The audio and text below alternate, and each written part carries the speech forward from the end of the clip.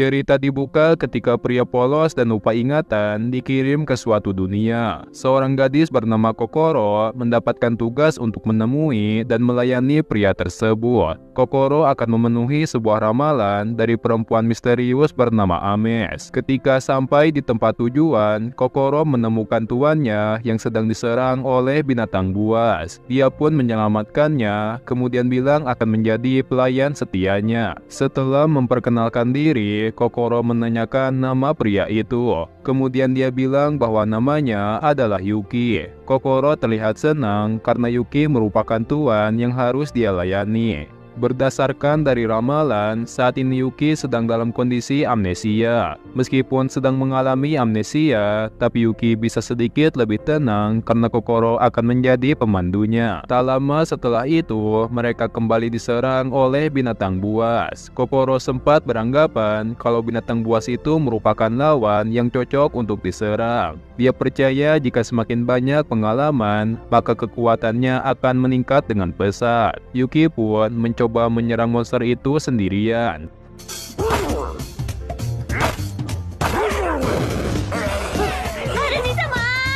Tapi sayangnya, kemampuannya masih belum cukup untuk mengalahkan monster tersebut. Di lain tempat, ada perempuan yang melakukan perjalanan menuju ibu kota. Dalam perjalanan, dia kehilangan benda berharga yang dimilikinya. Semua itu bisa terjadi karena ada dua orang bandit yang menipunya.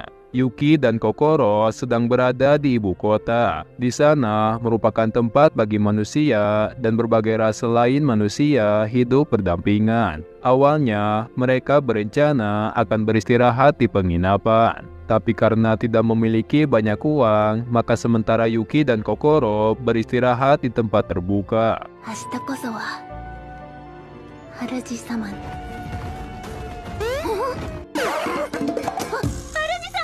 Keesokan harinya, mereka mendatangi serikat petualang, lalu menerima misi mengumpulkan jamur yang tumbuh di reruntuhan. Di wilayah reruntuhan, Kokoro mulai mengumpulkan satu persatu jamur, sedangkan Yuki bertemu dengan perempuan yang sebelumnya ditipu oleh bandit. Karena perempuan itu sedang kelaparan, Yuki dan Kokoro pun membagikan makanan kepadanya. Lalu tak lama setelah itu, ada seorang penyihir yang diam-diam mengintai mereka. Karena selalu merasa lapar, Kokoro memutuskan untuk memanggil perempuan itu dengan sebutan Pekorin. Lalu, mereka pun melawan musuh yang menyerang bersama-sama. Dengan tangan kosong saja, Pekorin sudah cukup kuat. Terlebih lagi, Yuki dapat membangkitkan kemampuan untuk meningkatkan kekuatan teman-temannya.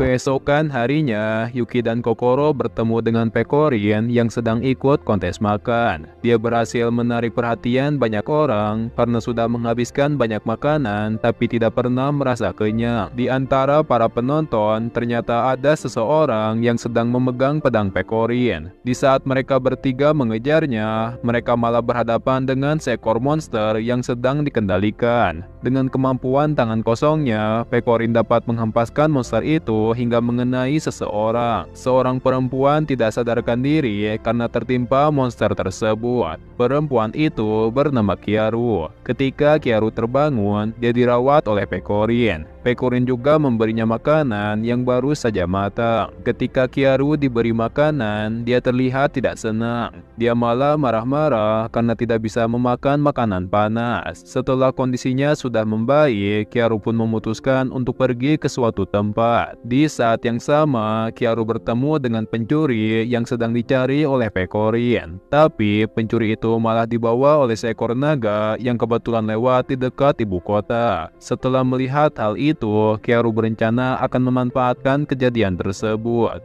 Yuki dan teman-temannya mencari pencuri di atas bangunan. Kemudian mereka dihampiri oleh Kyaru dan ditawari bantuan oleh dirinya. Setelah memberitahu ciri-ciri orang yang mereka cari, Kyaru bilang jika orang yang mereka cari dibawa oleh seekor naga.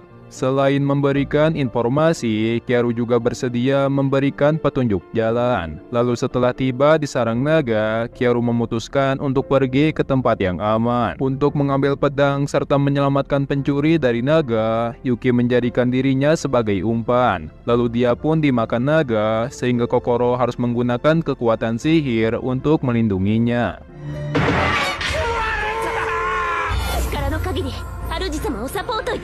Di tempat yang aman, Kyaru malah menggunakan kekuatannya untuk mengendalikan naga itu. Hal ini mengakibatkan naga mengamuk dan menyerang siapapun yang ada di sekitarnya. Ternyata selama ini Kyaru berencana untuk menyerang Pekorin. Dia ingin supaya kemampuannya diakui oleh seseorang. Pekorin hampir terjatuh dari ketinggian, tapi karena Yuki sempat menutupi penglihatan dari naga itu, Pekorin pun bisa menyerang dan mendarat dengan aman. Dia juga berhasil mendapatkan kembali pedang yang dicuri, sehingga bisa mengalahkan naga itu hanya dengan sekali serangan.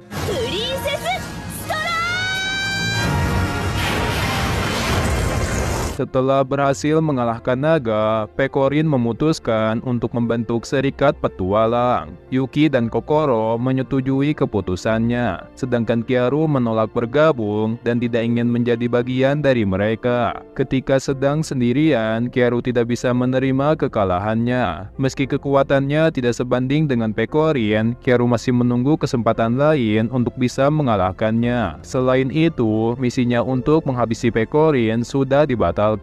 Karena kondisi mereka sudah berubah, Kyaru pun diperintahkan untuk mengamatinya. Secara diam-diam, Kyaru mencari kelemahan Pekorin. Namun, untuk menemukan kelemahannya tidaklah mudah, karena Pekorin tidak melakukan kegiatan apapun selain makan di restoran. Ketika sedang berada di tengah kota, Yuki bertemu dengan perempuan dari ras iblis. Ras iblis itu terlihat sedang keracunan. Yuki memberikan makanan kepadanya karena mengira jika perempuan itu sedang kelaparan. Setelah memberikan makanan, Yuki langsung meninggalkannya begitu saja. Sedangkan perempuan itu terlihat sangat tertarik kepada Yuki. Setelah mengambil formulir pendaftaran serikat, Yuki dan Kokoro menemui Pekorin di sebuah restoran. Mereka juga bertemu dengan Kyaru yang sedang fokus mengamati Pekorin. Kokoro pun mengajaknya makan bersama-sama. Akan tetapi, menu yang mereka pesan baru saja habis, karena sebelumnya sudah dipesan banyak oleh Pekorin. Pekorin pun memesan masakan rahasia di restoran itu. Ternyata, mereka menghidangkan masakan yang terbuat dari berbagai serangga. Pekorin, Kokoro, dan juga Yuki menyukai masakan itu. Sedangkan Kyaru tidak berani memakannya, sehingga Pekorin sedikit memaksanya supaya dia ikut makan.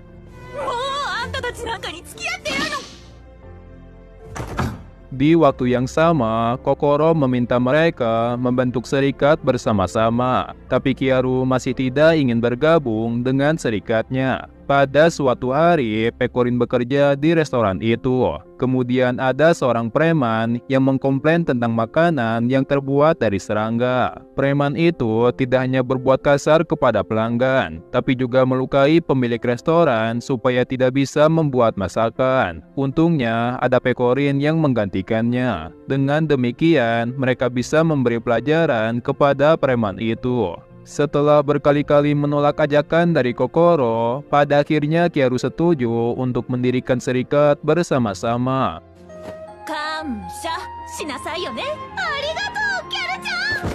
Tujuan dari serikat tersebut adalah menyelidiki serta mencari setiap jenis makanan dan menikmatinya bersama-sama. Asosiasi serikat meminjamkan sebuah rumah untuk digunakan sebagai markas. Akan tetapi berhubung jumlahnya sangat terbatas, mereka pun mendapatkan rumah seadanya. Karena sudah lama tidak terpakai, rumah itu sangat kotor dan dipenuhi banyak serangga. Maka dari itu, kegiatan pertama yang mereka lakukan yaitu membersihkan rumah supaya layak untuk dihuni.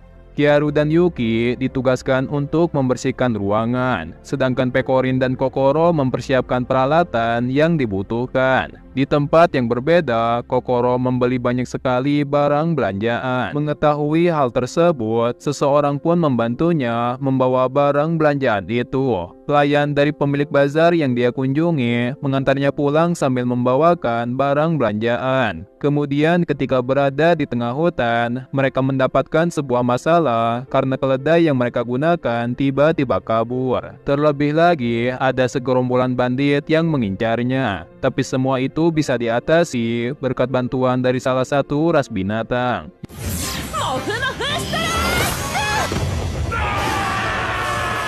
Yuki membantu Kyaru membersihkan jendela di atas dinding. Kemudian dia terjatuh karena ada serangga yang merayap pada kakinya Kyaru. Kejadian itu menyebabkan Yuki pingsan selama beberapa menit. Di dalam kesadarannya, Yuki bertemu kembali dengan Ames. Ames tidak mengira jika Yuki membangun serikat dengan gadis-gadis yang ada hubungannya dengan misteri yang ada di dunia. Pekorin, Kyaru, dan juga Kokoro, mereka punya masalah dan misi masing-masing. Di antara mereka juga ada yang berada dalam posisi yang sulit. Ames menyuruhnya untuk berhati-hati karena musuhnya sudah menyadari tentang keberadaannya. Ames mengatakan saat waktunya telah tiba, Yuki akan dibantu seperti dahulu kala. Ketika Yuki sudah terbangun, Pekorin memanggilnya karena meja yang dia buat sepertinya sudah selesai. Dengan demikian, maka mereka berempat bisa makan dengan santai. Namun, ketika akan memasukkannya ke dalam rumah, ukuran meja itu terlalu besar sehingga tidak bisa masuk melalui pintu. Akibatnya, Pekorin menghabiskan lebih banyak waktu untuk menyesuaikan ukurannya. Setelah semuanya selesai, Kokoro datang dengan membawa banyak peralatan. Dengan demikian, mereka pun bisa menempati rumah itu dengan nyaman. Di malam harinya, Yuki mengalami demam yang sangat tinggi. Kokoro pun merawatnya dengan penuh perhatian, sedangkan Pekorin membuatkan makanan khusus supaya dia cepat pulih. Ketika Kyaru mengecek suhu tubuhnya, dia terkejut karena kondisinya sangat parah. Maka dari itu dia menyarankan untuk membawa Yuki ke rumah sakit. Namun rumah sakit yang mereka kunjungi sangat mencurigakan. Setiap petugas dan juga dokternya berpenampilan tidak biasa. Setelah Yuki diperiksa, situasi di tempat itu berubah menjadi menegangkan. Semua orang menjadi panik karena Yuki mendapatkan perawatan yang serius. Terlebih lagi ada pasien lain yang mencoba untuk kabur, lalu ditangkap oleh Eriko atau salah satu petugas yang berasal dari ras iblis.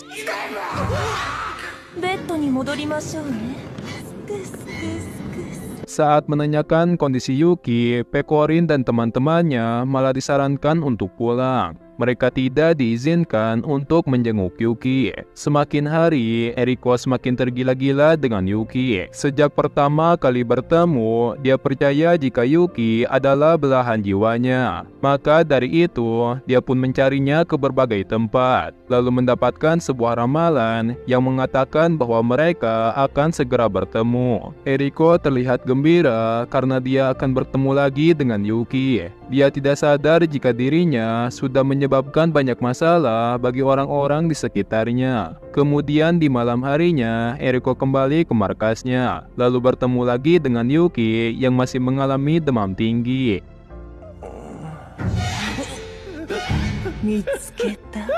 Keesokan harinya, Pekorin mengajak anggota serikat untuk menjenguk Yuki. Pekorin beranggapan mungkin saja kondisi Yuki sudah semakin membaik. Tapi kenyataannya Yuki tidak baik-baik saja. Yuki terlihat ketakutan karena sedang dirawat oleh Eriko. Pekorin dan teman-temannya bergegas menuju rumah sakit. Dia baru saja ingat kalau ada sebuah serikat mencurigakan yang jadi bahan perbincangan. Ternyata rumor yang tersebar memang benar adanya. Saat tiba di depan rumah sakit, banyak orang yang sedang protes lalu dibungkam habis-habisan. Terlebih lagi mereka semua dijadikan monyet percobaan. Setelah mengetahui kebenarannya, teman-teman Yuki memutuskan untuk membawa Yuki kabur dari tempat itu. Meskipun tidak mudah, tapi mereka bisa berhasil membawa Yuki pulang. Semua itu berkat Kyaru yang mengorbankan dirinya sendiri. Meskipun sangat mencurigakan, tapi Mitsuki merupakan dokter sungguhan. Yuki bisa sembuh karena sudah diobati dengan benar. Kyaru juga diperbolehkan untuk pulang ketika kondisinya sudah membaik. Setelah sarapan bersama-sama, Yuki dan anggota serikatnya memulai petualangan pertamanya. Mereka pergi bersama-sama sambil menikmati perjalanan menuju suatu desa. Di tengah perjalanan, Yuki dan semua anggota serikat mempersiapkan makanan untuk berkemah. Ketika Kyaru gagal menangkap ikan, Kokoro malah akan membuat makanan yang terbuat dari daging kodok. Untung saja Pekorin berhasil menangkap seekor burung sehingga mereka bisa membuat makanan yang layak untuk dimakan. Di malam harinya, mereka menikmati masakan yang baru saja matang. Mereka juga mencoba buah yang dipetik oleh Pekorin. Buah itu menyebabkan yang memakannya bertingkah aneh, karena buah itu sebenarnya memabukkan. Karena tidak memakannya, Kokoro melihat pemandangan yang tidak biasa. Dia bersyukur karena bisa mendirikan serikat bersama dengan mereka. Ohayou gozaimasu, Kyaru-sama. Fuji-sama mo choudo ike no hotori de kao. Di pagi harinya, Yuki diculik oleh monster yang cukup besar. Kemudian dia diselamatkan oleh seorang perempuan yang sangat pemalu. Orang yang berhasil menyelamatkannya itu bernama Aoi. Aoi memberitahu rahasianya. Dia mengaku bahwa dirinya sering menggunakan boneka untuk berlatih sampai mendapatkan seorang teman. Karena terlihat sendirian, dia mengira jika Yuki sama dengan dirinya, kesulitan untuk berbaur dan tidak memiliki teman. Tapi kenyataannya tidaklah demikian. Aoi dikejutkan karena Yuki sudah memiliki banyak teman. Singkat cerita, Aoi menjadi petunjuk jalan. Berkat Aoi, mereka pun bisa dengan cepat tiba di tempat tujuan. Serikat yang lain juga akan segera tiba di hari yang sama. Salah satunya adalah serikat yang anggotanya pernah menolong Kokoro saat pindah rumah. Namun, serikat yang mereka bicarakan itu mengalami masalah yang cukup serius. Ketika tengah melakukan perjalanan, mereka diserang oleh bayangan misterius yang menyerupai diri mereka sendiri. Bayangan itu bisa meniru suara, bahkan kekuatan yang mereka miliki. Melawannya seakan sedang melawan cerminan diri sendiri. Maka dari itu, ada sebagian orang yang tidak bisa bertahan. Ketika Yuki dan anggota serikat kuliner sedang menjalankan misi, seorang perempuan bernama Shiori ditelan oleh salah satu monster bayangan. Sedangkan anggota serikat lainnya berhasil sampai setelah bertarung melawannya. Yuki dan teman-temannya memutuskan untuk menyelidiki monster tersebut. Kemudian di saat yang sama, salah satu orang di antara mereka diserang oleh Shiori yang sedang dikendalikan oleh monster bayangan. Saudaranya yang bernama Hatsune tidak akan membiarkan adiknya dalam bahaya. Oleh karenanya, dia tidak akan pernah menyerah untuk menyelamatkan adiknya. Namun, monster bayangan itu sudah sampai di wilayah permukiman, sehingga mengakibatkan warga panik dan berlarian untuk menyelamatkan diri mereka. Pada saat itu, hanya Pekorin saja yang bisa menghadapinya, karena petualang lain dihalangi oleh prajurit kerajaan. Prajurit itu memiliki kekuatan yang tidak biasa, sehingga mengakibatkan semua petualang dikalahkan dengan mudah.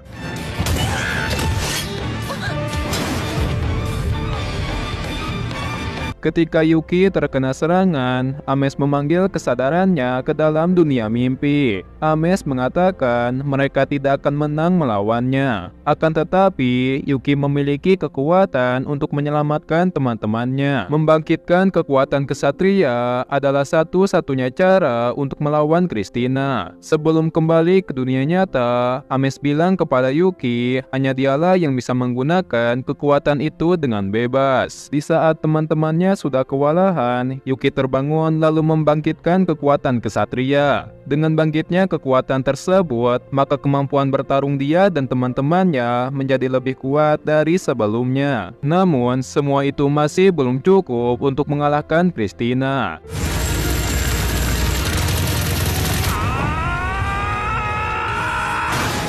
Tapi untung saja, Christina memutuskan untuk tidak lagi menyerang mereka. Setelah puas bertarung, dia pergi sambil memberitahu bahwa Shiori sudah ditelan oleh monster bayangan. Maka dari itu, mereka tidak punya banyak waktu lagi untuk menyelamatkannya. Di wilayah permukiman, Pecorin sedang bertarung melawan musuh sendirian. Kemudian, saat dirinya hampir dikalahkan, Kyaru datang membantunya dengan kekuatan sihir yang sangat kuat. Yuki dan para petualang juga sudah tiba di daerah pemukiman dan dapat menyelamatkan Shiori dari monster bayangan.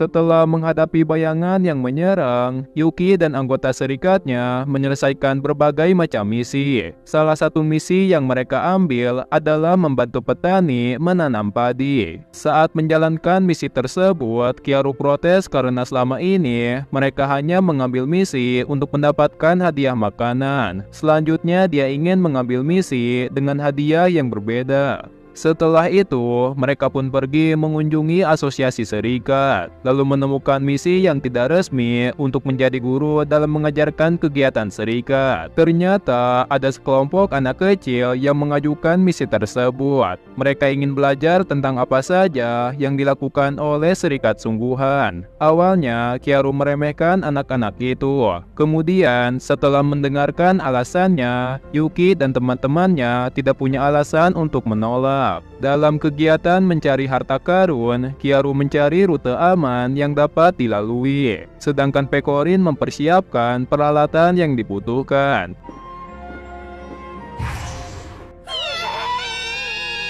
Saat pelatihan berlangsung, Yuki ditugaskan untuk menjadi pemandu mereka, sedangkan teman-temannya mengawasi mereka dari kejauhan. Ketika berada di perjalanan, Yuki malah memilih rute yang tidak sesuai dengan arahan. Supaya mereka berbalik arah, Pecorin menggunakan kostum monster untuk menakut-nakutinya. Akan tetapi usahanya tidak ada yang berhasil, karena keberanian dan kerjasama mereka sudah mulai terbentuk. Pada akhirnya, Pecorin malah dikalahkan, dan Yuki semakin menjauh dari rute yang direncanakan. Sepanjang perjalanan, mereka berhadapan dengan berbagai monster. Akibatnya, Kyaru harus bertarung secara diam-diam. Namun tak lama kemudian, Yuki ditangkap oleh monster burung raksasa. Anggota serikat mengejarnya menggunakan rute yang mengarah ke sarangnya. Tapi mereka tidak bisa berbuat banyak karena sudah memakai banyak kekuatan di pertarungan sebelumnya. Pecorin juga tidak bisa menggunakan seluruh kemampuannya. Dia hanya bisa menghindari setiap serangan dari monster itu.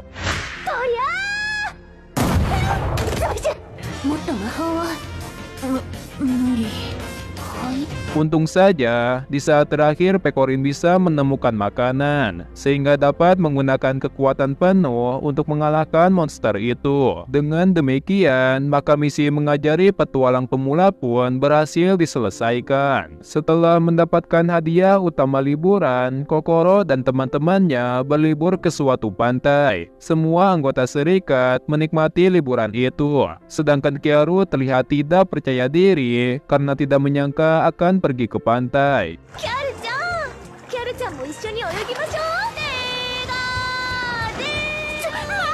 Setelah mereka bermain di tepi pantai, Kokoro merasa ada yang berbeda dengan kondisi Pecorin. Tidak seperti biasanya, Pecorin tidak kelelahan meskipun sudah melakukan banyak kegiatan. Pecorin pun memberitahu rahasia kekuatan yang dia miliki. Sebenarnya, jira yang biasa digunakan olehnya memiliki berbagai macam efek yang menguntungkan. Dengan memakainya saja, bisa meningkatkan kekuatan fisik, melindungi dari dingin, bahkan sampai memulihkan rasa lelah dan bahu yang pegal. Tapi sebagai gantinya, maka dia akan mudah merasa lapar serta nafsu makannya akan ikut meningkat. Di saat yang sama, seseorang mengundang mereka untuk datang ke kedai makanan ringan. Meskipun semua masakannya memuaskan, tapi hanya sedikit orang saja yang mengunjungi tempat itu. Hal ini disebabkan karena ada saingan yang menyediakan makanan unggulan. Sejak pertama kali didirikan, serikat kuliner memiliki tujuan untuk mempelajari masakan lezat. Maka dari itu, supaya tidak kalah dalam persaingan, Serikat Kuliner memutuskan untuk membantu menciptakan menu baru. Yuki dan teman-temannya pun mencari bahan masakan di pinggir pantai, tapi mereka hanya mendapatkan bahan-bahan untuk membuat makanan laut yang biasa-biasa saja. Hingga suatu ketika, muncul cumi-cumi raksasa yang menyeret seseorang ke tengah lautan. Ketika Pekorin menahan pergerakannya sendirian, Kyaru dan Seren membantunya dengan melancarkan berbagai serangan.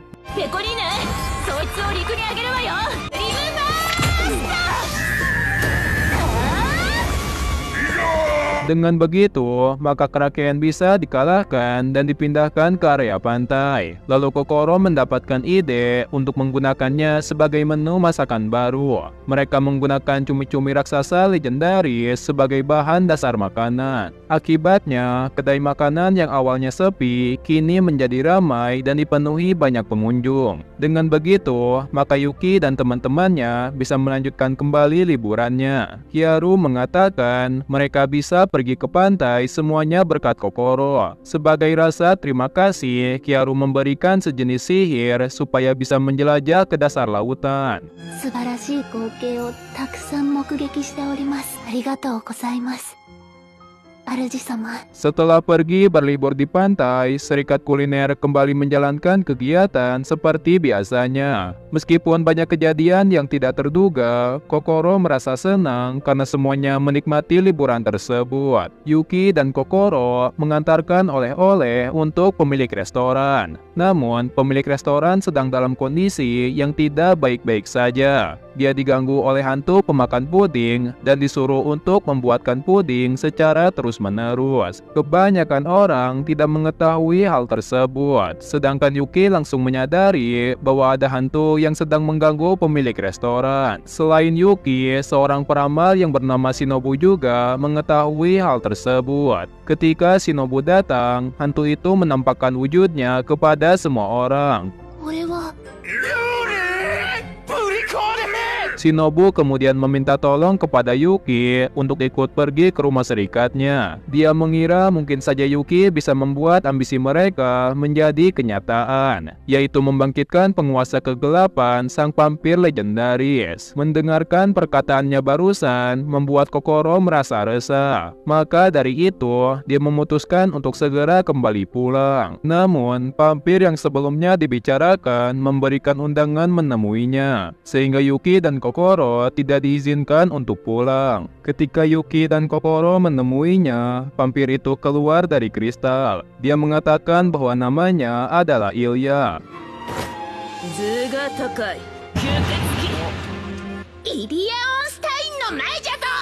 Saat Ilya keluar dari kristal, dia langsung berubah menjadi anak kecil. Sebenarnya dia merupakan Ratu Iblis pada zaman dahulu kala, yang kalah perang kemudian disegel oleh para dewa. Kelompok Serikat Shinobu sudah berhasil melepas segelnya, tapi karena kekuatan sihirnya sudah melemah, maka dia langsung berubah menjadi gadis kecil. Kekuatan Yuki untuk merasakan kekuatan roh mungkin saja bisa berguna. Akan tetapi ketika Ilya memeriksanya, dia tidak menemukan kekuatan apapun. Awalnya, mereka terlihat kecewa. Kemudian ketika Yuki memakai kekuatan kesatrianya, tubuh Ilya tiba-tiba kembali normal dan kekuatan sihirnya kembali bangkit. Namun, hal itu tidak berlangsung lama. Dia kembali menyusut setelah kehabisan kekuatan sihirnya. Salah satu hantu mengutuk Yuki karena sudah menghancurkan puding miliknya. Akibatnya, Yuki dan juga teman-temannya terpaksa harus membuatkan puding baru untuk menghilangkan kutukannya.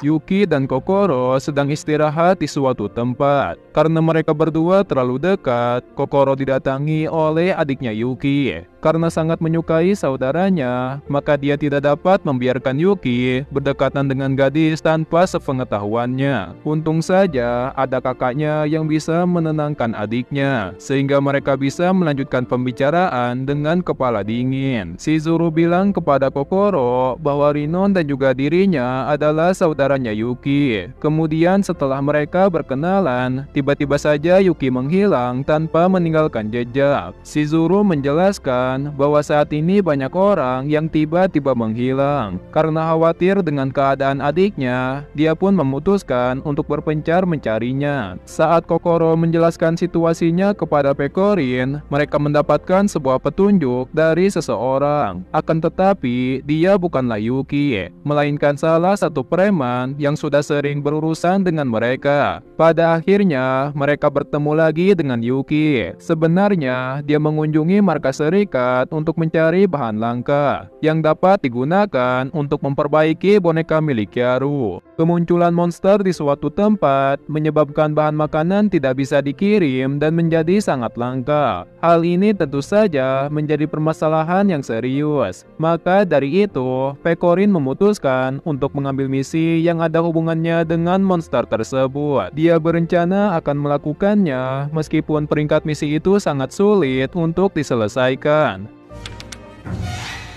そんなこと言わずにみんな困ってるんですよ Serikat kuliner pun mengambil misi tersebut. Mereka memulainya dengan memancing monster itu menuju jebakan. Meskipun banyak mengeluh, tapi Kyaru tetap bersedia untuk menjadi umpan. Setelah monster terkena jebakan, Pekorin mengeluarkan serangan penuh miliknya. Dengan begini, orang-orang di wilayah perkotaan bisa kembali mendapatkan masukan makanan. Kemudian, saat tiba di ibu kota, secara tiba-tiba Pekorin disambut oleh para pedagang. Berkat dirinya, kini stok persediaan baru bisa dikirimkan dengan aman. Kemudian tak lama setelahnya, Pekorin mengajak teman-temannya berkunjung ke suatu tempat. Dia mengajak mereka ke suatu kios yang dulu pernah dikunjungi oleh Yuki dan Kokoro. Ternyata Rino dan Shizuru bekerja di tempat itu. Mereka berdua dikejutkan karena tiba-tiba dikunjungi oleh saudaranya. Pada suatu hari, Yuki mengalami mimpi buruk. Di dalam mimpinya itu, dia melihat teman-temannya dikalahkan oleh musuh. Tak lama setelahnya, dia bertemu lagi dengan Ames. Ames mengatakan sesuatu kepada Yuki. Dia bilang semakin memperdalam ikatan dengan berbagai orang, maka ingatan yang jauh di dalam dirinya akan kembali bangkit. Dia juga bilang kepada Yuki, yang dia lihat barusan adalah mimpi dan juga kenyataan. Bisa jadi itu merupakan masa lalu yang telah dia lalui, atau masa depan yang waktunya semakin dekat.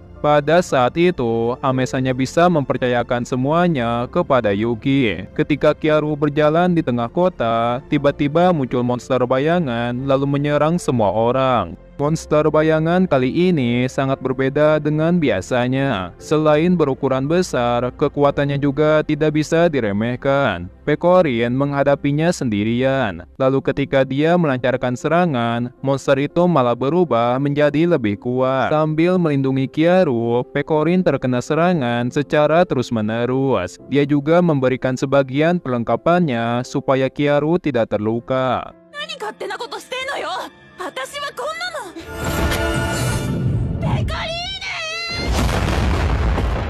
ヌ。 Selama ini, petualangan Yuki dan teman-temannya terlihat menyenangkan. Namun di balik semua itu, terdapat cerita yang cukup menyedihkan. Yuki dan teman-temannya dikirim ke suatu tempat. Di saat itulah, Pekorin menunjukkan identitasnya. Nama dia yang sebenarnya adalah Yustiana, putri kerajaan Landosol yang sudah dilupakan oleh semua orang. Dengan berkelana ke berbagai tempat, Yustiana berhasil mendapatkan berbagai macam pengalaman. Tapi setelah dirinya menyelesaikan perjalanan, tidak ada siapapun orang yang dapat mengenalinya. Saat tiba di depan kastil, orang-orang malah menganggapnya sebagai seorang penyusup. Bahkan, kedua orang tuanya pun tidak mengenalinya sama sekali. Keberadaannya malah digantikan oleh orang lain yang berasal dari ras binatang. 父様、お母様、ご安心を。 Yustiana berhasil lari dari seseorang yang berpura-pura menjadi dirinya, kemudian memutuskan untuk melakukan perjalanan tanpa akhir. Saat itulah dia bertemu dengan Yuki, Kokoro, dan Kyaru. Ketika bersama mereka, dia merasa senang dan bahagia, tapi selalu merasa khawatir dan takut jika dirinya dilupakan oleh mereka. Di tempat yang berbeda, Yuki sedang berbicara dengan pemilik kios bernama Akira. Akira bukanlah pemilik seperti kios biasa. Tapi semua itu hanyalah kedok yang dia gunakan untuk merahasiakan identitas yang sebenarnya. Di sana, Yuki diberitahu jika kekuatan yang dia miliki memang untuk menyelamatkan teman-temannya. Tapi di saat yang sama, bisa menghancurkan dirinya sendiri. Mungkin hal itu juga yang menyebabkan kekuatannya tidak bekerja dengan semestinya. Akira pun membantunya untuk mengeluarkan semua potensi yang ada pada dirinya. Di tempat lain, Kyaru sedang berhadapan dengan monster paling kuat. Hal ini tentu saja mengacaukan rencana ratu yang dia layani. Akibatnya, dia ragu-ragu untuk melawannya dan sempat berpikiran untuk menyerah. Di saat itulah Yuki datang menolongnya. Tampaknya dia berhasil membangkitkan kekuatan yang sebenarnya, yang dapat menjadikan kekuatannya sendiri dan juga teman-temannya meningkat dengan pesat.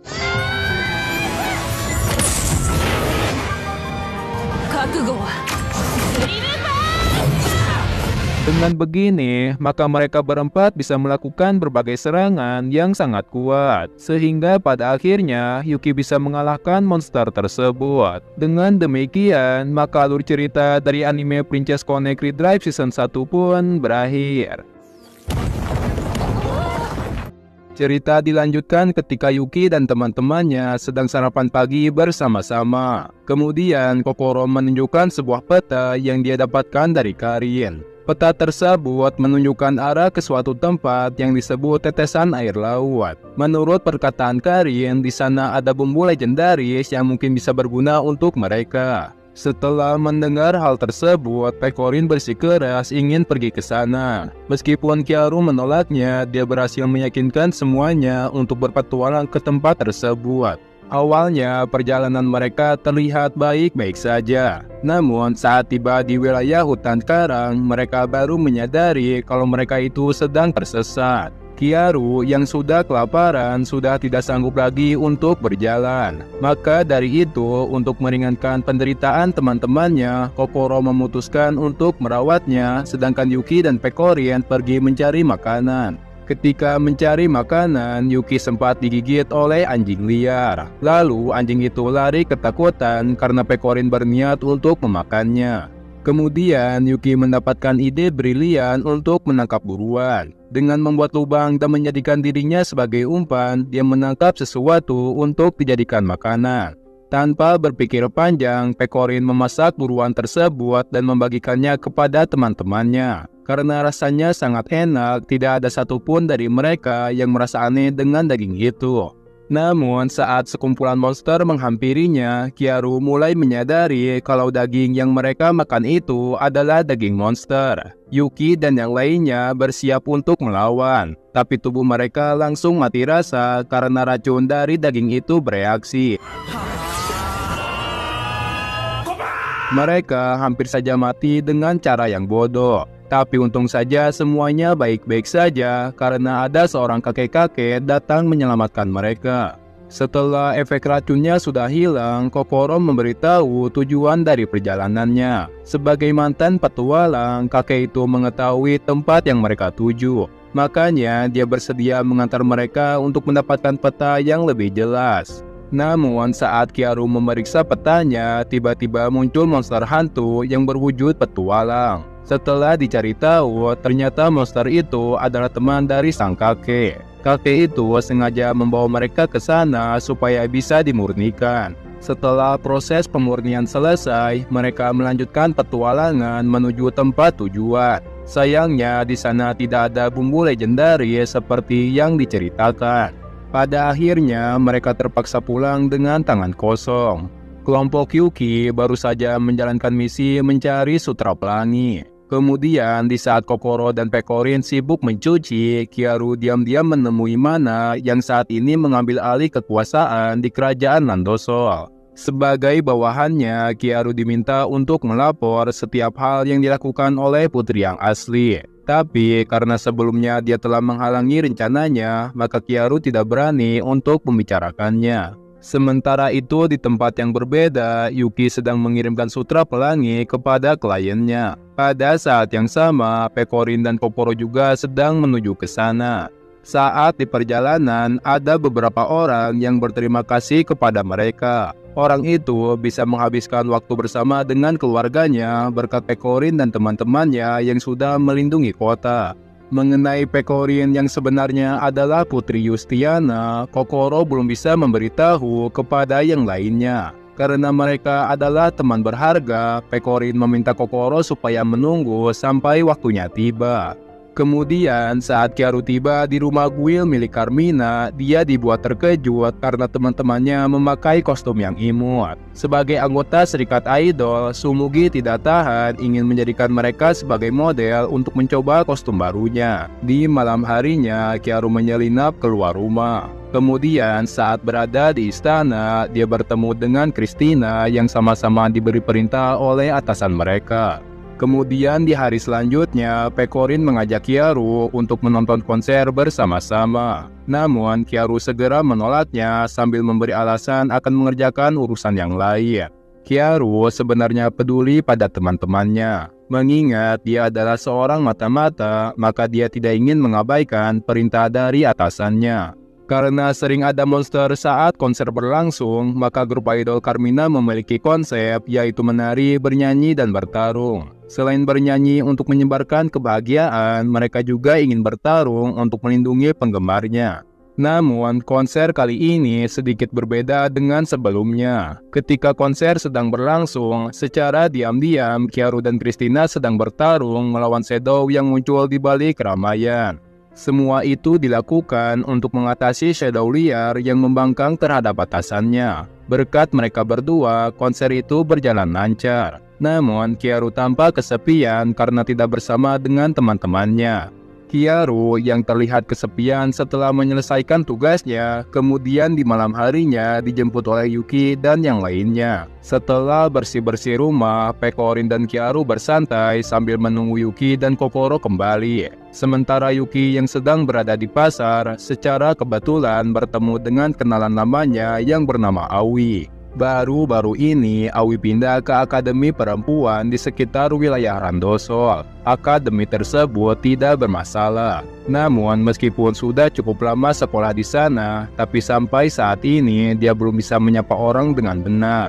Selain itu, karena sekarang dia dipanggil untuk menemui seniornya, dia semakin tidak percaya diri dengan kemampuan sosialnya. Mengetahui hal tersebut, Yuki dan Kokoro pun bersedia menemaninya. Lalu saat memasuki perpustakaan, Yuki menemukan senior Yuni dalam keadaan tertimpa tumpukan buku. Meskipun dikenal sebagai murid hebat yang bisa menulis karya ilmiah, Yuni memiliki sifat yang aneh. Dia sering melupakan berbagai hal apabila tidak mencatatnya. Sementara itu, tujuan dia memanggil Aoi adalah untuk menjadi pemandunya. Dia ingin menyelidiki suatu fenomena yang terjadi di hutan dekat tempat tinggalnya Aoi. Kabarnya, setiap murid yang melewati hutan itu sering mendengarkan bisikan aneh. Tidak lama setelah itu, mereka mulai berjalan menuju area hutan. Saat tiba di hutan, Yuni mengamati area di sekitar sambil mencatatnya. Kemudian, mereka mulai mengalami situasi yang aneh. Ketika kabut menyelimuti hutan, mereka tidak bisa menentukan arah sehingga kembali ke tempat awal. Selain itu, situasi di sana juga tiba-tiba semakin mencekam. Hal ini disebabkan oleh kemunculan makhluk aneh yang berwujud pepohonan.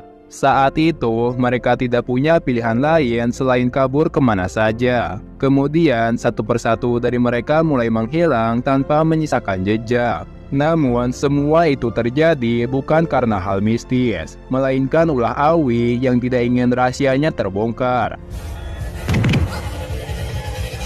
Karena selalu sendirian, dia telah menciptakan banyak boneka dari pepohonan untuk menemaninya. Namun, tidak berselang lama, fenomena yang sebenarnya mulai terjadi. Kelompok Yuki dan juga Yuni tiba-tiba masuk ke dimensi lain dan melihat peristiwa kehancuran dari suatu kerajaan. Dari kejadian tersebut, Yuni berasumsi mungkin kejadian yang mereka lihat itu terjadi di dunia yang berbeda.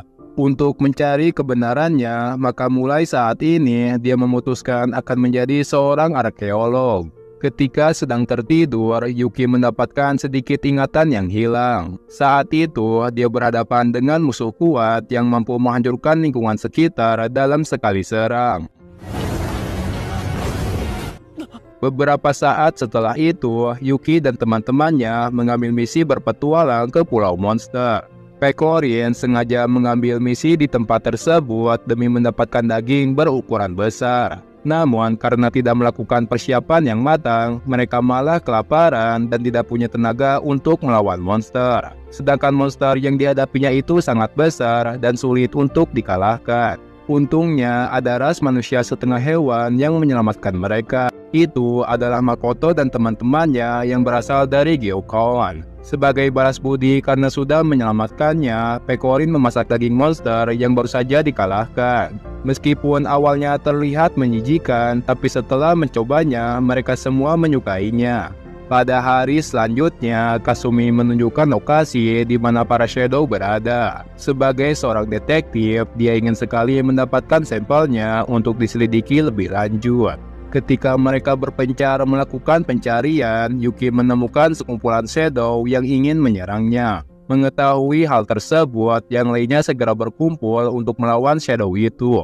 Namun, meskipun para Shadow bisa dikalahkan, Kasumi sudah gagal untuk menangkap mereka. Akan tetapi, dia berhasil menemukan Shadow unik yang memiliki wujud serta wajah seperti dirinya. Dengan adanya Shadow itu, Kasumi merasa sudah semakin dekat untuk mengungkap kebenarannya. Sayangnya, kemunculan Shadow di Pulau Monster semakin tidak terkendali. Para Shadow mulai mengumuruni sebuah golem yang di dalamnya terdapat tubuh seorang gadis. Para Shadow mulai mengerumuni sebuah golem yang di dalamnya terdapat tubuh seorang gadis. Untuk menyelamatkan gadis tersebut, Pecorin melakukan serangan kejutan dengan jurus andalannya. Sementara yang lain membantunya dengan membasmi kawanan Shadow. Saat Yuki memakai kekuatannya, maka kekuatan serangan teman-temannya jadi meningkat drastis. Hal ini memungkinkan Pecorin untuk melancarkan serangan kuat secara terus-menerus. Namun, ketika golem itu hampir dikalahkan, dia malah berpindah tempat ke dalam istana Landosol.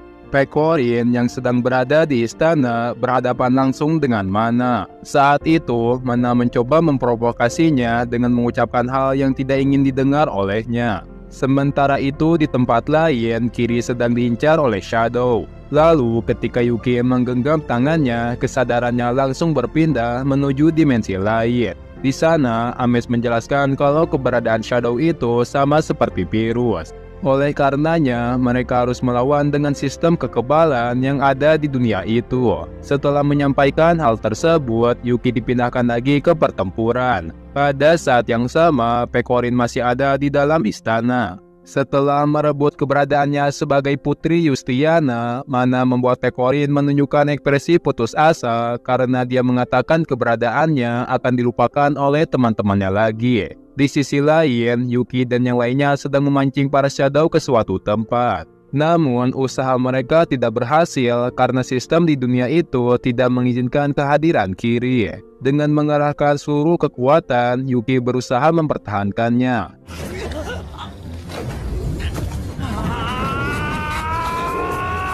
Tapi pada akhirnya, Kiri tetap menghilang karena seharusnya dia tidak ada di dunia itu. Sebisa mungkin, Ames menjaga kesadaran Kiri agar bisa bertemu dengan Yuki dan yang lainnya lagi. Ames dan Labirista sangat mengenal mereka semua. Di era yang berbeda, ketika Yuki dan teman-temannya kalah dalam pertempuran besar, Yuki diberi kesempatan untuk kembali ke dalam pertarungan atau memulai awal yang baru. Dalam keadaan tersebut, Yuki memilih untuk melindungi semuanya dari awal lagi. Dia terbangun sebagai orang yang hilang ingatan, lalu menjalin persahabatan dengan Pecorin dan yang lainnya. Di masa sekarang, Pecorin baru saja bangkit dari keputusasaan. Karena Mana sudah mengambil semua hal dari dirinya, dia tidak bisa memaafkannya atau setuju dengannya. Walaupun begitu, Pecorin tidak ingin kalau mereka saling membenci. Tapi dia bertekad untuk mendapatkan kembali semua hal yang telah direbut darinya.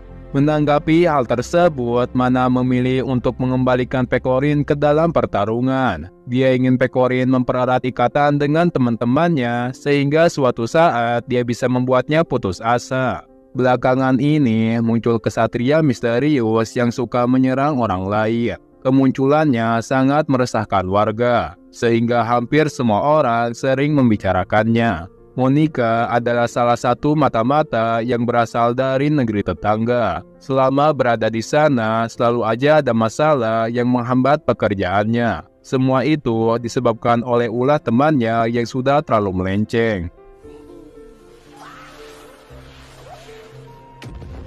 Ketika Yuki sedang berjalan di kota, dia mendapat kabar dari pemilik restoran kalau pegawainya terpengaruh ramuan berbahaya. Oleh karena itu, dia diminta untuk menghentikannya sebelum tubuh dan pikirannya ikut rusak.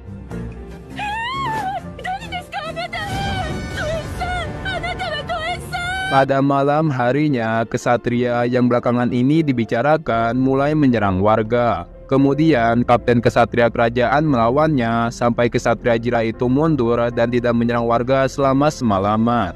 Di lain tempat, Monika sedang menegur teman-temannya karena sudah bolos bekerja. Tapi hasilnya malah sebaliknya. Bukannya kapok, mereka justru meminta Monika supaya tenang dengan memberinya sebuah mainan. Karena merasa sudah dipermainkan, Monika melemparkan mainan tersebut. Kemudian terjadi suatu keanehan di mana mainan itu bisa bangun dan bergerak sendiri. Saat dicari tahu, ternyata ada makhluk lendir yang bersarang di dalam mainan tersebut. Dan karena ada banyak orang yang menginginkan mainan itu, Monika mendapat ide untuk mencari monster lendir untuk dijual dengan mainannya. Namun, ide itu tidak berhasil. Bukannya mendapatkan keuntungan besar, mereka justru terlibat dengan masalah baru karena sudah membangkitkan monster lendir yang dapat menghancurkan wilayah kota. Ketika kesatria kerajaan sedang berhadapan dengan kesatria Jira, monster lendir itu masuk ke dalam Jira sehingga menyebabkan ukurannya semakin membesar. Untuk mencegah kerusakan yang lebih parah, pasukan dan warga bekerja sama untuk menghentikannya. Kemudian di saat terakhir, Pekorin memakai jurus Princess Strike miliknya sampai monster itu mati dan menghilang dari pandangan.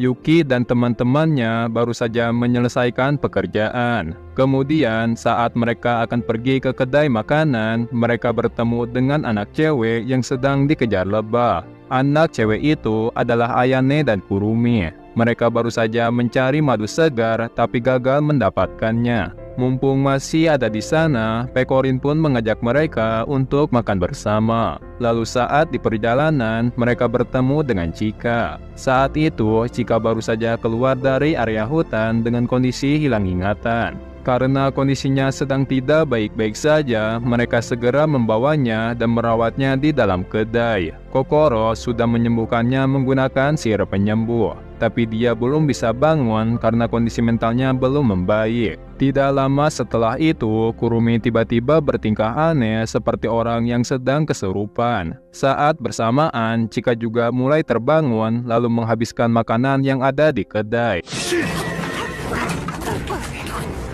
Semua itu terjadi bukan tanpa alasan. Ternyata fenomena itu disebabkan oleh roh pengubah ingatan bernama Foggy. Pekorin dan Kiaru sedang pergi menuju tempat di mana Foggy itu disegel. Selama di perjalanan, Kiaru digendong oleh Pekorin karena kakinya tampak kesakitan. Sebenarnya Kiaru tidak mau merepotkannya, tapi Pekorin melakukannya secara sukarela dan atas keinginan dirinya sendiri. Tidak membutuhkan waktu lama, mereka bisa sampai ke mata air tempat di mana Foggy disegel. Di sana, Kiaru menemukan sesuatu yang kemungkinan kalau itu adalah benda yang mereka cari. Sementara itu di dalam kedai, kondisi orang-orang di sana semakin tidak terkendali. Jumlah korban Foggy telah meningkat dan menyebabkan mereka bertingkah aneh. Sebelum korbannya bertambah banyak, Kiaru dan Pekorin tiba untuk mengungkap keberadaan Foggy. Dengan memakai alat yang dia temukan, Kiaru bisa mengetahui kalau roh itu bersembunyi di dalam boneka milik Ayane. Pekorin segera menebas makhluk tersebut. Namun, serangan fisik saja tidak mempan terhadap Foggy. Untuk mengalahkannya, Yuki membagi kekuatan miliknya, lalu Chika dan Nozomi menyerang dengan serangan gabungan.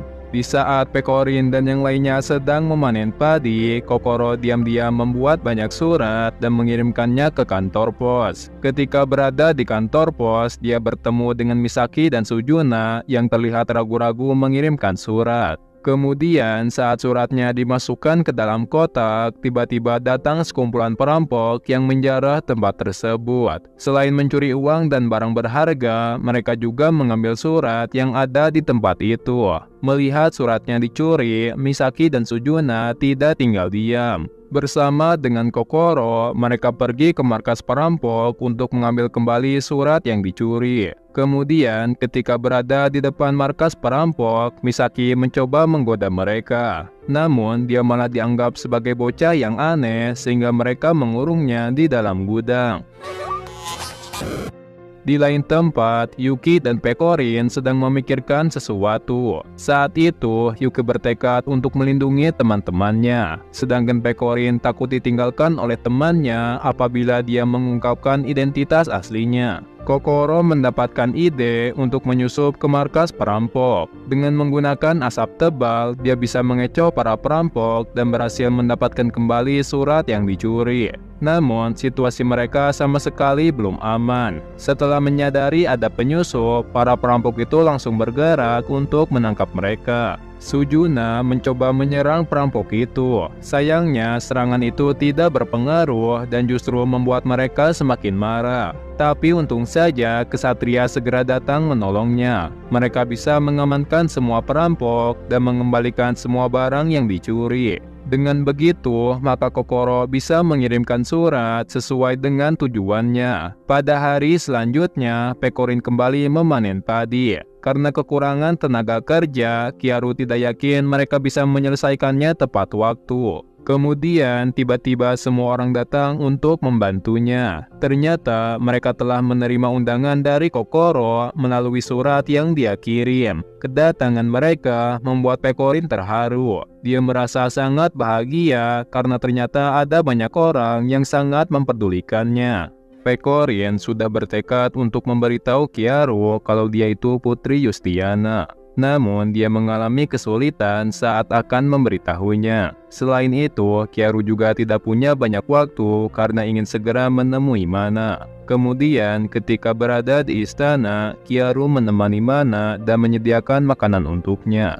Kali ini, Mana sedikit berbeda dari biasanya. Dia meluangkan waktu bersama dengan Kyaru, bahkan mau makan bekal darinya. Beberapa saat kemudian, Yuki dan yang lainnya mendapat informasi tentang festival. Setelah mengetahui hal tersebut, mereka segera mencari Kyaru dan mengajaknya untuk ikut ke festival tersebut. Pada akhirnya, mereka pergi bersama-sama. Selama festival berlangsung, Yuki sempat bertemu dengan beberapa kenalannya. Saat Labirista menanyakan kabarnya, Yuki mengatakan dia baik-baik saja. Selain itu, dia juga bilang kalau ikatan yang telah dia bangun, kali ini dia akan melindunginya. Selang kemudian, Mana terkena perangkap Labirista dan dipindahkan ke dimensi lain. Sementara itu, Pekorin yang ingin mengungkapkan kebenaran masih mengalami kesulitan karena takut mengganggu suasana. Labirista memiliki pertahanan yang sulit untuk ditembus. Namun, serangannya tidak berdampak apapun terhadap orang yang dia lawan. Labirista bertarung untuk menghentikan semua tindakan Mana. Sedangkan Mana yang rakus akan kekuatan tidak ingin ada yang mengganggunya. Untuk menyaingi kekuatan pencipta milik Labirista, dia mengerahkan seorang bidak yang mampu menciptakan segala objek seperti dirinya. Kemampuan bidak tersebut tidak bisa diremehkan. Dengan cepat, dia bisa membuat Labirista kewalahan. Karena sudah melakukan serangan berulang kali, maka tubuh Mana sudah rusak dan tidak bisa memakai kekuatannya sendiri. Dulu, Mana pernah mengumpulkan mereka untuk membunuhnya dengan kekuatan dahsyat. Tapi sekarang, Mana hanya bergantung pada kekuatan Shadow dan tidak bisa berbuat apa-apa karena rekannya Labirista sedang membasminya. Di sisi lain, Pekorin masuk ke kamar Kyaru untuk memberitahu identitas aslinya. Sayangnya, Kyaru sudah lebih dulu dipanggil oleh Mana untuk dijadikan sebagai perisai. Pada akhirnya, Labirista kalah dan Kyaru menjadi pasukan Mana. Beberapa hari setelah Kyaru menghilang, Pekorin dan yang lainnya masih menunggunya pulang. Kemudian, kenalannya memberi kabar kalau Kyaru sedang ada di istana. Saat ini, dia tidak mendengar perkataan siapapun karena sudah dipengaruhi oleh Mana. Pada hari itu, cuaca di sekitar kerajaan tampak cerah. Kemudian tiba-tiba terjadi suatu guncangan serta muncul dinding besar yang menutupi seluruh wilayah kerajaan. Pada saat yang sama, Mana muncul di hadapan semua warga. Dengan memakai nama Putri Yustiana, dia menyatakan kepada rakyatnya kalau dia akan mengorbankan mereka. Setelah itu, Kyaru muncul di hadapan mereka. Tanpa banyak basa-basi, dia memakai kekuatan Princess Night-nya untuk memanggil para Shadow. Di sisi lain, meski ada banyak hal yang belum dimengerti, Pecorin dan yang lainnya bersiap untuk pergi ke sana. Di waktu yang sama, Yuni bertemu dengan Kasumi untuk menyelidiki apa yang terjadi. Lalu, setelah mencari tahu kenapa kerajaan manusia itu dipimpin oleh kaum binatang, Yuni dapat menyimpulkan kalau ingatan semua warga telah dimanipulasi. Selain itu, dengan melihat dokumen milik kerajaan, dia juga dapat mengetahui kalau Pecorinlah Putri Yustiana yang sebenarnya. Pecorin sedang melindungi warga dari serangan Shadow. Kemudian, ketika Kyaru mengeluarkan serangan, dia segera datang ke sana dan menangkis semua serangannya. Pecorin mempertanyakan apa yang sedang dia lakukan. Namun, karena dia tidak bisa diajak bicara, dia segera naik ke atas untuk menyerang Mana. Sayangnya, Kyaru tidak membiarkannya begitu saja. Dia segera menghentikan pergerakannya, lalu menyerang dengan energi yang sangat kuat. Di saat semua orang membutuhkan bantuan, Yuki malah kehilangan kesadarannya. Karena jumlah musuh tidak ada habisnya, maka hanya warga biasa saja yang dapat melindunginya dari Shadow. Setelah terkena serangan yang cukup kuat, Pecorin tetap berjuang untuk mendekati Kyaru. Setelah melewati banyak hal bersama, dia ingin memastikan bagaimana perasaan Kyaru yang sebenarnya. Namun, Kyaru tidak mau mendengarkannya dan memilih untuk melanjutkan serangan. Tidak lama setelah itu, Yuni dan yang lainnya memberitahu semua penduduk siapa Putri Yustiana yang sebenarnya. Namun, sebelum kebenarannya terungkap, Mana langsung memaksa Kyaru untuk membantai mereka semua.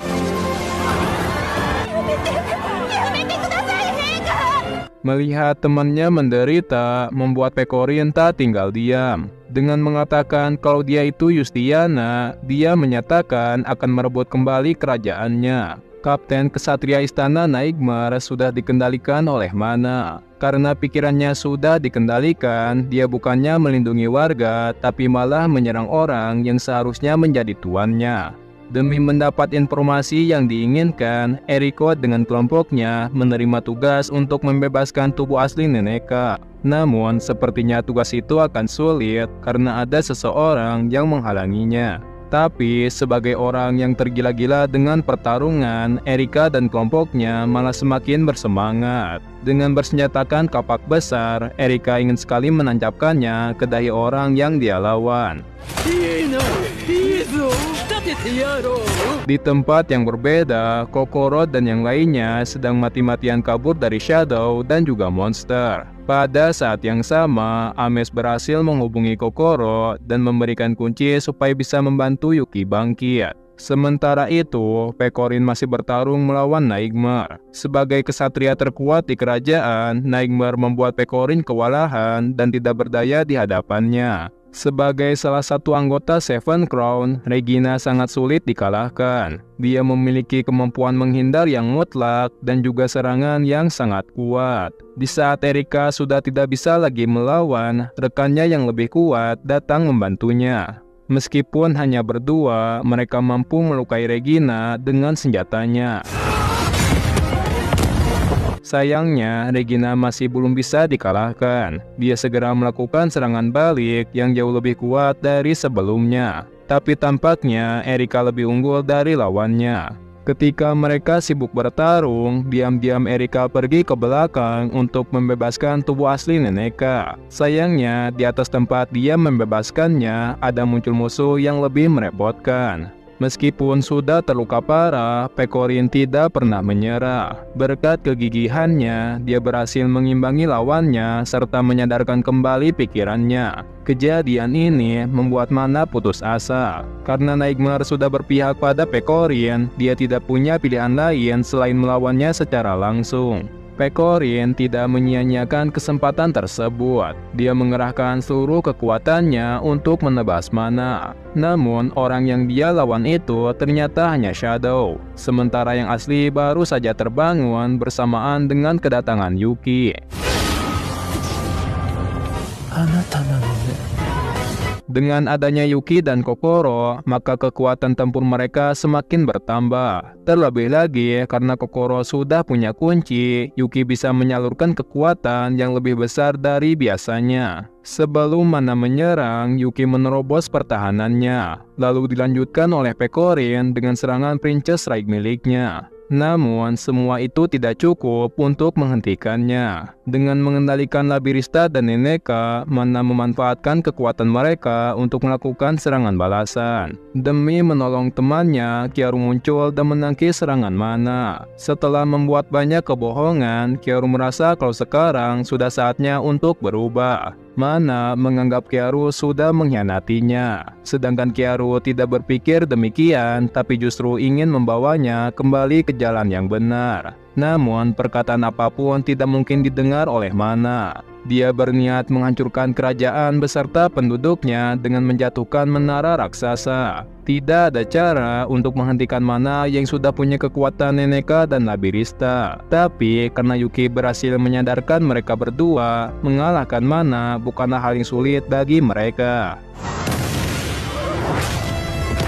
Yuki dan teman-temannya sudah membuat Mana terpojok. Kemudian Mana membiarkan dirinya sendiri dilahap oleh bayangannya. Sebagai pengikut setianya, Kyaru tampak sangat sedih. Sedangkan Pekorin tetap optimis dan berniat untuk menyelamatkan orang itu.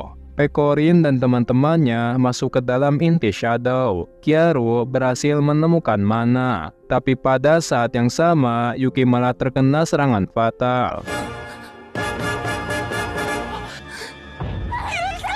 Ames dan Labirista memanggil kesadarannya. Mereka mencoba menenangkannya dan memberi penghargaan karena kali ini dia berhasil membentuk ikatan dengan semua orang lagi. Dalam keadaan itu, Yuki mengambil pilihan yang berbeda. Dia memilih untuk terus bertarung meski dalam keputusasaan. Walaupun resikonya sangat besar, ternyata Yuki bisa melaluinya. Dia berhasil melindungi teman-temannya, bahkan menyelamatkan Mana dari kegelapan. Dengan ini, maka kerajaan sudah damai. Pekorin mengambil kembali statusnya sebagai putri dan pewaris yang sebenarnya. Walaupun begitu, sebelum memerintah kerajaan, dia memutuskan untuk tetap berpetualang bersama Yuki dan juga yang lainnya. Dengan demikian, maka alur cerita dari anime Princess Connect Redrive Season 2 pun berakhir.